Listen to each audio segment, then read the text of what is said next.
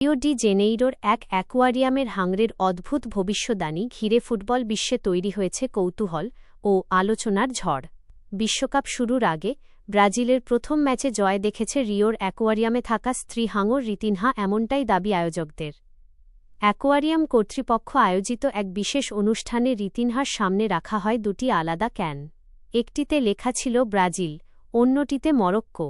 উপস্থিত দর্শকদের নজরকাড়া মুহূর্তে হাঙরটি বেছে নেয় ব্রাজিল লেখা ক্যানটি, যা সঙ্গে সঙ্গেই গ্যালারিতে তৈরি করে উচ্ছ্বাস ও হাসির পরিবেশ।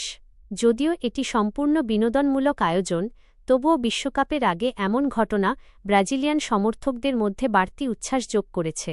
ফুটবল ইতিহাসে প্রাণীদের মাধ্যমে ফলাফল অনুমান করার ঘটনা নতুন নয়।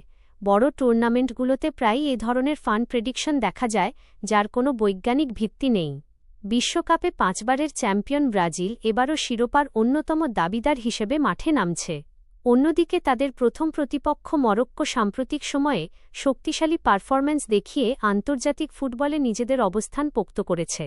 ফলে ম্যাচটি ঘিরে আগ্রহ স্বাভাবিকভাবেই বেশি। রিতিনহার এই ইশারা বাস্তবে কতটা ফলপ্রসূ হয় তা জানা যাবে মাঠের লড়াইয়ে। তবে বিশ্বকাপ শুরুর আগে ব্রাজিল সমর্থকদের জন্য অন্তত এটি একটি মজার ও আলোচিত মুহূর্ত তৈরি করেছে।